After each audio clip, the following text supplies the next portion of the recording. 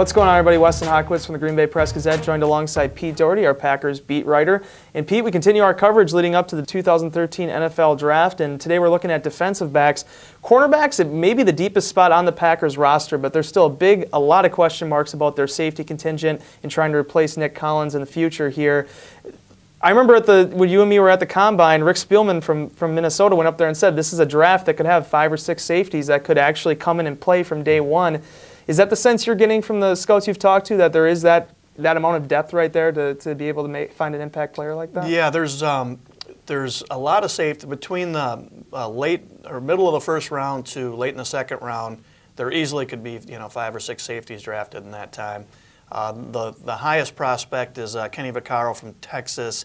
Sounds like he's going to go high, like top 15 to 18.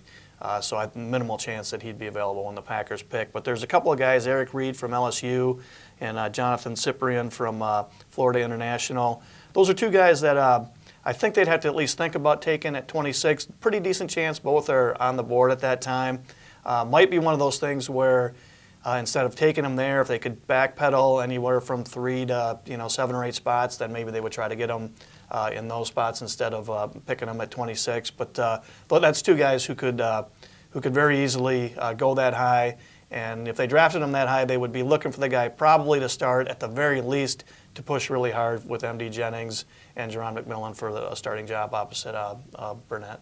Is there anyone else that you've seen that kind of intrigues you as maybe a prospect there, whether it is a guy right up the front of the those 6 safeties or someone maybe a little bit further behind? Yeah, there's an interesting guy is actually T.J. McDonald from USC. He had an, it sounds like from talking to scouts, he had an outstanding junior year, was a real playmaker. And last year, for whatever reason, just didn't play any well. A couple of guys speculated that they thought he was trying to avoid getting hurt. He could go anywhere from mid-second to mid-third. One of those guys who once you're picking there, a talented guy, the cost isn't as high as a first rounder would be financially and just for the resource of getting such a high prospect. So I think that's a guy that teams might look at and think they could strike a little gold for a guy who didn't play all that well as a senior, but definitely has some talent. Pete, one more thing I just want to throw at you. We talked about Manti Te'o with our linebacker group. The guy who sticks out, as far as controversy with the defensive backs probably is Tyrann Mathieu from LSU. He is very small. I think he's only about 5'8" and 3/4 what he measured at the Combine.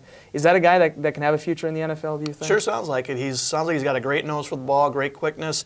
I know the scouts I talked to, most of them were really concerned about him playing on the outside as far as being, an outside cornerback just because of his height and people being able to throw jump balls and get over him. But as a slot cornerback, a really quick guy, great nose for the ball. He was a forcing turnover machine at LSU, plus a really gifted punt returner.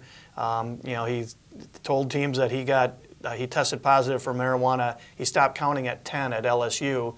And he was obviously a habitual pot smoker. So, there's some risk there because you test positive a couple times and then you're suspended and you're not available for your team. 3 times you're suspended for a year. So we'll see where he goes. But it sounds like, he'll probably go somewhere in the 3rd round. Be sure to check out Pete's story on all the defensive backs today in the Green Bay Press-Gazette. And until next time, for Pete, I'm Wes. We'll see you later.